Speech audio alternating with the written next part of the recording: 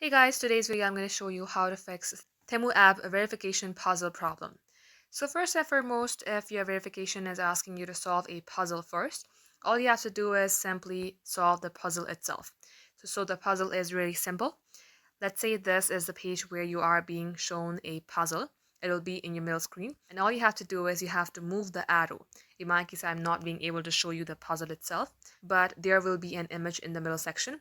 And all you have to do is simply point out the image and match it to the image of the background. The process is really simple.